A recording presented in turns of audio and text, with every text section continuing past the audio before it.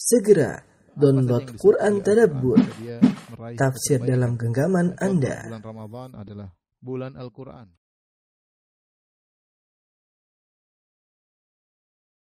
Bismillahirrahmanirrahim. Assalamualaikum warahmatullahi wabarakatuh.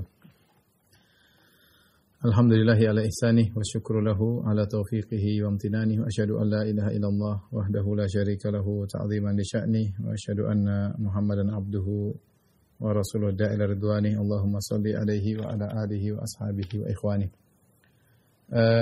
Ikhwan dan akhwat yang rahmati Allah Subhanahu wa taala, pada kesempatan yang bahagia ini kita akan bahas salah satu dari tanda-tanda kebesaran Allah yang menunjukkan akan Maha Esanya Allah, yaitu tentang rembulan. Ya, Allah Subhanahu wa taala berfirman, "Wa min ayatihi al-lailu wan-naharu wasyamsu wal-qamar." Di antara tanda-tanda kebesaran Allah adalah malam dan siang dan matahari dan rembulan. Ya, pada pertemuan lalu kita telah bahas matahari. Pada kesempatan kali ini kita akan bahas tentang rembulan, bagaimana disebutkan dalam Al-Qur'anul Karim. Ya. Pertama,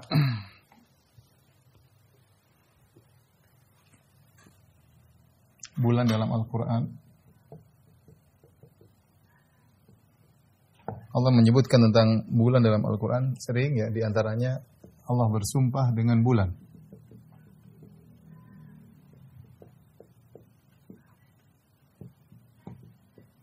Seperti firman Allah Subhanahu wa taala, "Kalla wal qamar wal laili id adbar." Kata Allah, "Kalla wal qamar wal laili id adbar was subhi idza asfar innaha la ihdal kubar." Kata Allah, "Innaha la ihdal kubar." Innaha la ihdal kubar. Sekali-sekali tidak, demi rembulan. Wal qamar artinya demi bulan. Allah sebutkan sumpah ini untuk menekankan tentang neraka sakar. Kata Allah, "Kalla wal qamar," sekali-sekali tidak, wal qamar demi rembulan, wal laili id adbar demi matahari yang malam yang pergi, ya, wasubhi idza asfar demi subuh yang datang, innaha la ihdal kubar, sungguhnya neraka sakar itu adalah salah satu bencana yang besar. Allah ingatkan tentang, Allah bersumpah dengan rembulan untuk menjelaskan bahwa neraka sakar adalah neraka yang mengerikan. Ini diantara sumpah Allah dengan bulan. Ya. Di antaranya Allah bersumpah dengan bulan dengan firman-Nya, "Wal qamari idza talaha." Dalam surat Syams, "Wa syamsi wa duhaha, wal qamari idza talaha, wan nahari idza jallaha," dan seterusnya. Ya, demi rembulan yang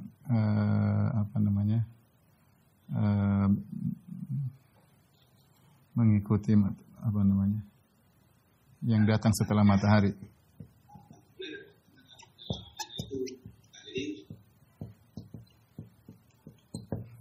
Sumpah ini juga Allah bawakan dalam rangka untuk menekankan tentang pentingnya jiwa, ya. Tentang pentingnya jiwa, Allah bersumpah, "Wal qamari idza talaha," demi rembulan yang mengikuti yang datang setelah matahari, ya. Sampai Allah mengatakan, "Wal qamari idza talaha wan nahri idza jallaha wal laili idza yakshaha was samai wa ma banaha wal ardi wa ma tahaha wa nafsi wa ma sawwaha fa alhamaha fujuraha wa taqwaha," dalam surat Asy-Syams. Kemudian di antara juga Allah bersumpah, "Fala uqsimu bisyafaq," dalam surat Al-Insyiqaq, bisyafaq wal laili wa ma wasaq wal qamari idza tasaq wal qamari idza tasaq la tarkabunna tabaqan an tabaq.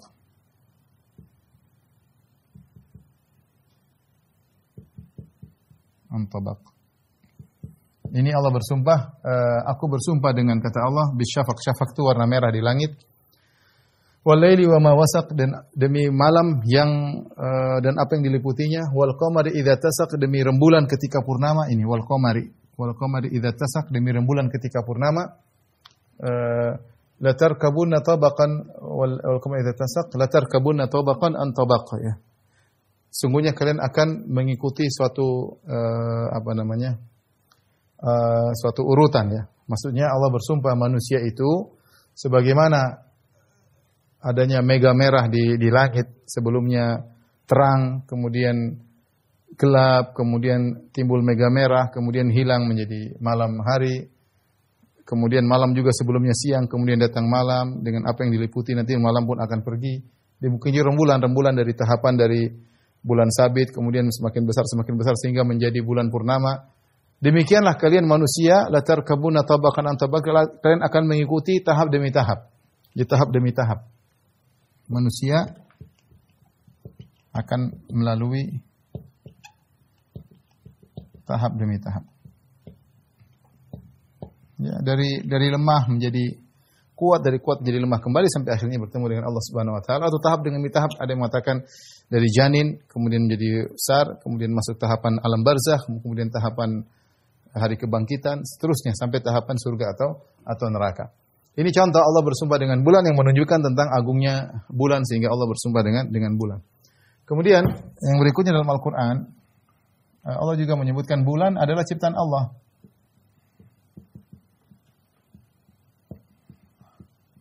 Atau kita sebutkan bahwasanya ya, bulan adalah makhluk, dalilnya banyak ya.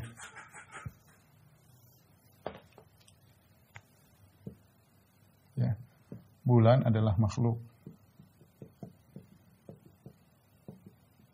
Makhluk ya. Adapun dalilnya diantaranya bulan diciptakan Allah.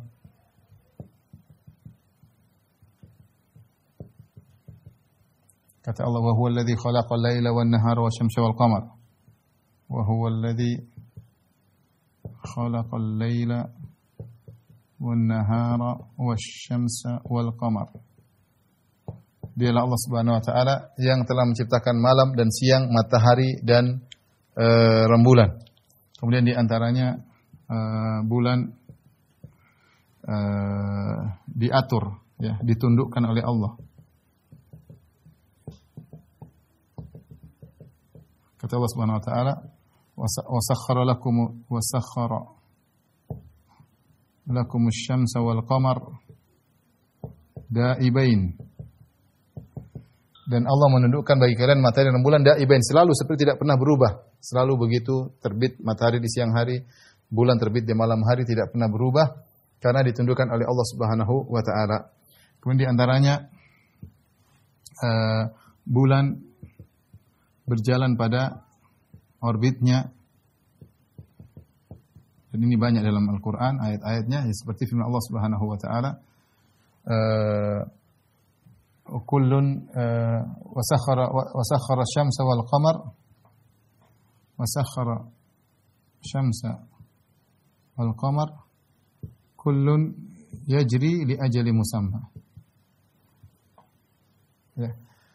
Allah menundukkan matahari dan rembulan masing-masing yajri, yaitu mengalir, li ajali musamma, sampai waktu yang ditentukan, ya. Yaitu berjalan atau mengalir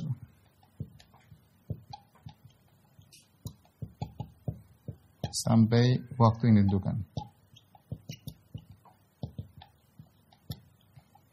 Sampai kapan? Sampai hari kiamat ya. Sampai hari kiamat akan selalu beredar sesuai dengan aturannya. Kemudian juga firman Allah Subhanahu wa taala, wa kullun fi falakin yasbahun. Kata Allah, masing-masing matahari dan rembulan, matahari dan rembulan, yasbahun artinya berenang, ya, berenang di orbitnya. Kalau secara bahasa berenang maksudnya dia mengalir dengan cepat di orbitnya. Jadi matahari punya orbit, dia bergerak ya. Matahari wasyamsu tajri li mustaqarrir laha, matahari bergerak, bulan juga bergerak, tidak ada yang diam, semuanya bergerak dan bergerak pada orbitnya. Karena bahasa Arab namanya falak, kullun fi falak. Falak ini adalah sesuatu yang bulat ya. Falak secara bahasa Arab sama dengan sesuatu yang bulat.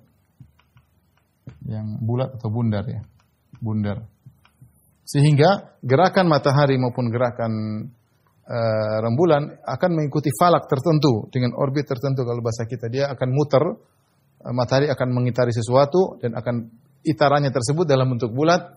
Rembulan juga demikian mengitari sesuatu dan itaran juga dalam bentuk bulat. Karena Allah mengatakan fi falakin yasbahun. Mereka semua dalam suatu falak, berenang dalam falak tersebut. Ya. Oleh karenanya juga bulan adalah makhluk. Ya. Maka bulan dijadikan tanda-tanda kebesaran Allah. Ya. Kebesaran atau keesaan Allah. Kata Allah, min ayatihi lailu wan nahar, wa min ayatihi lailu wan nahar wasyamsu wal qamar. Di antara tanda-tanda kebesaran Allah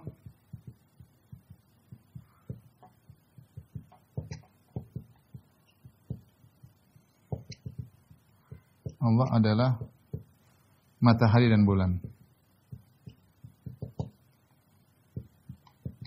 Ya, sebagaimana kita jelaskan tentang matahari, kalau matahari jaraknya adalah 150 juta kilometer, adapun bumi dengan bulan, ini kalau ini bumi, ya. Ini bulan, ya. Ya. Jaraknya kata Mbah Google ya, katanya kurang lebih 380 ribu kilometer. Adapun ukuran bulan, ukurannya 0,27% dari bumi, yaitu 27, hampir kurang lebih seperempat ukuran bumi.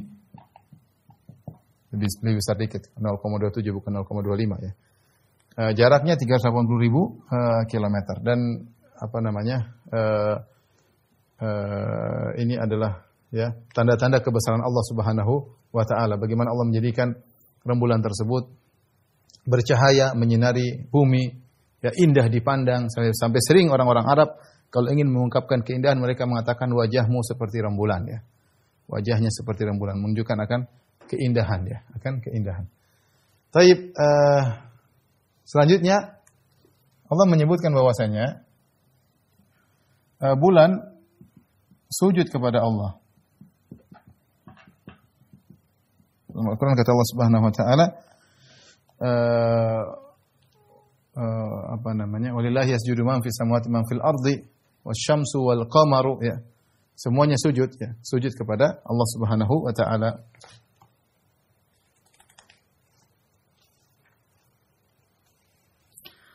Kata Allah, alam tara anna Allah yasjudu lahu man fis samawati wa man fil ardi wasyamsu wal qamar ya.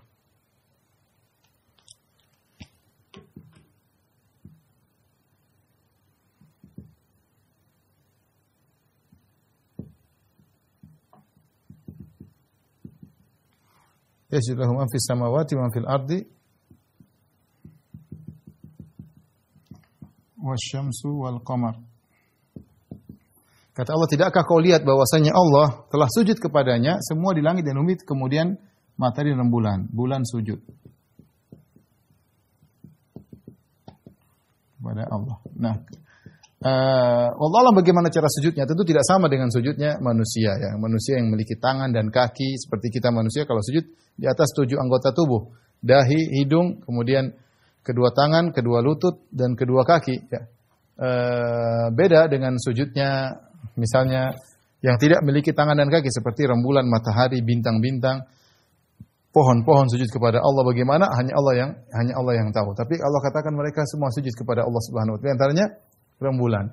Nah, kalau rembulan sujud kepada Allah, ya tentunya kalau begitu tidak boleh diibadahi. Jika demikian, bulan tidak boleh disembah. Kata Allah Subhanahu wa taala, la tasjudu lisyamsi wala lilqamar. Wasjudu lilladzi khalaqahunna in kuntum iyyahu ta'budun. In kuntum iyyahu ta'budun. Kata Allah Subhanahu wa taala, janganlah kalian sujud kepada matahari dan jangan sujud kepada rembulan. Tapi sujudlah kepada yang telah menciptakan mereka, menciptakan langit dan bumi. Itu sujudlah kepada Allah Subhanahu wa taala. Karena rembulan dan matahari adalah makhluk.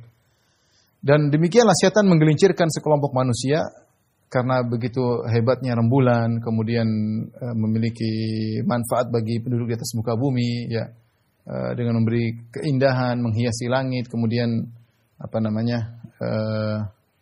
memberi penerangan sehingga akhirnya bulan disembah. Bulan disembah. Di antaranya kaum yang didakwahi oleh Nabi Ibrahim alaihissalam. Ternyata kaum tersebut menyembah rembulan. Falamma ra'al qamara bazighan qala hadza rabbi. Nabi Ibrahim menceritakan tentang suatu kaum yang Nabi Ibrahim membuat mereka berfikir tatkala muncul rembulan, dia mengatakan inilah Tuhanku. Falamma afala qala la illam yahdini rabbi la akunanna minal qaumidh dhalin. Tatkala rembulan tersebut sirna, tenggelam, maka Ibrahim berkata, kalau bukan Allah beri petunjuk kepadaku, tentu aku akan menjadi orang-orang yang sesat yang menyembah rembulan. Jadi antara suku yang menyembah rembulan suku Maya. Di antaranya juga adalah dalam teologinya Yunani kuno, mereka menganggap rembulan itu ada dewi yang singgah di rembulan. Mereka menganggap rembulan itu seperti perempuan. Dan di situ ada dua dewi, kata mereka, dewi yang berkaitan dengan sisi terang rembulan dan dewi yang berkaitan dengan sisi gelap rembulan. Tapi ada dua dewi di dalam rembulan. Ini keyakinan orang-orang berlebihan terhadap rembulan. Ya. Taib di antaranya, ya, bulan dijadikan sebagai cahaya. Bulan dijadikan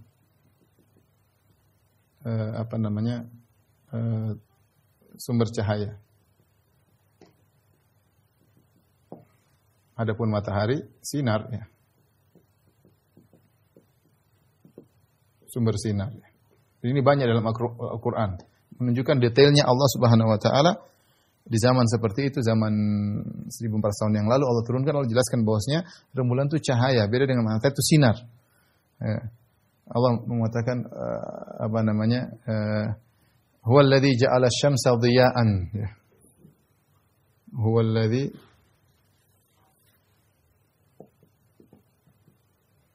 ja'ala syamsa dhiya'an wal qamara nura. Dialah Allah yang menjadikan matahari sinar dan rembulan adalah cahaya. Beda, ya. Rembulan disebut dengan cahaya karena dia memantulkan cahaya matahari, ya. Seperti firman Allah juga, alam tarau kaifa, dalam surat Nuh, alam tarau kaifa khalaqallahu sab'a samawatin tibaqa wa ja'alal qamara fihinna nura wa ja'ala syamsa siraja. Allah menjadikan di langit rembulan, ajal qamara, Allah menjadikan rembulan sebagai cahaya dan Allah menjadikan matahari sebagai lampu, sebagai sinar yang menyala, ya. Demikian juga dalam ayat yang lain kata Allah Subhanahu dalam surat Al-Furqan, kata Allah, Tabarakalladzi ja'ala fis sama'i burujan wa ja'ala fiha sirajan wa ja'ala fiha sirajan wa qamaran munira. Kata Allah, Maha Suci Allah yang menjadikan di langit ada bintang-bintang, kemudian ada siraj macam matahari yang menyinar dan rembulan yang bercahaya. Wal qamara nura. Ya. Itu sudah selesai. Jadi bulan dijadikan sebagai sumber cahaya ataupun matahari sebagai sinar, ini dibedakan oleh Allah Subhanahu wa taala, ya. Dan ini semua menunjukkan bahwasanya bulan dan matahari hanyalah makhluk Allah Subhanahu wa taala, ciptaan dari ciptaan Allah Subhanahu wa taala. Ketika orang-orang dahulu berbicara tentang benda-benda langit sebagai dewa atau sebagai sembahan, sebagai Tuhan, Al-Qur'an menjelaskan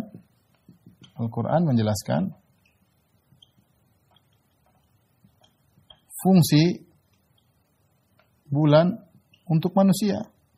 Jadi Allah ciptakan bukan untuk disembah, tapi justru untuk melayani manusia. Justru Allah menciptakan matahari, rembulan untuk sebagai pelengkap untuk melayani manusia. Maka suatu hal yang tidak logis jika ternyata yang diciptakan untuk melayani manusia malah disembah. Tentu itu hal yang tidak logis. Makanya Allah jelaskan penjelasan ini di antaranya seperti rembulan dan matahari dijadikan sebagai untuk menghisap, untuk menghitung. Kata Allah Subhanahu wa taala, lita'lamu adada sinina wal hisab, ya. Walladzi ja'ala asy-syamsa dhiya'an wal qamara nura wa qaddarahu manazila lita'lamu adada sinina wal hisab.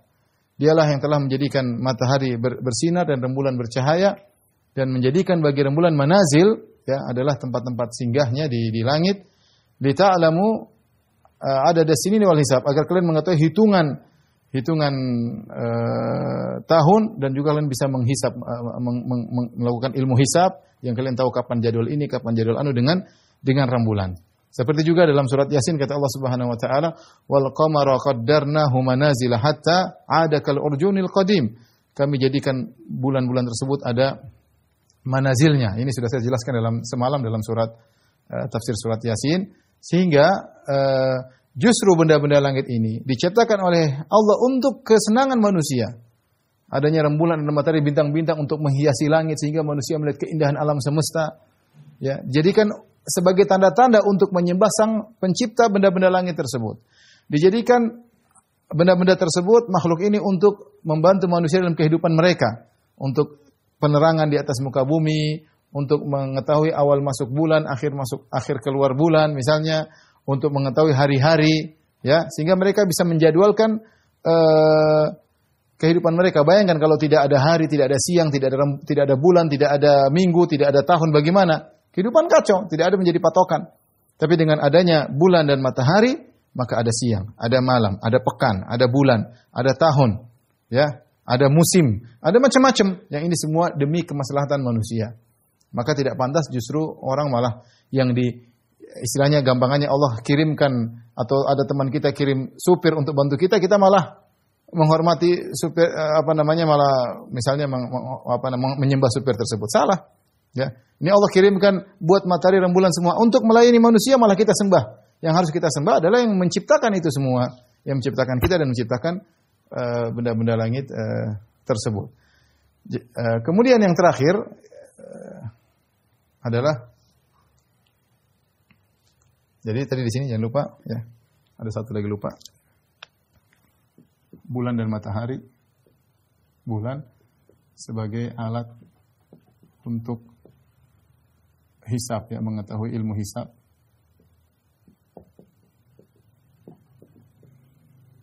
Dan hitungan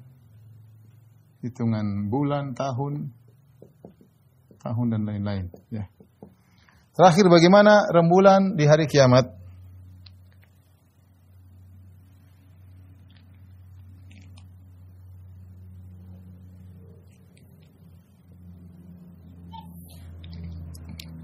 Rembulan di hari kiamat.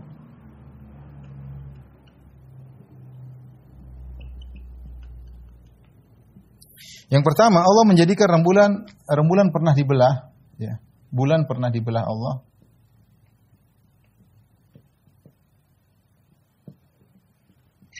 Bulan pernah dibelah Allah sebagai tanda hari kiamat.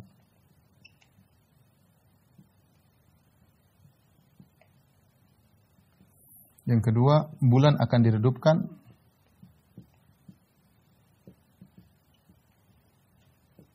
pada hari kiamat.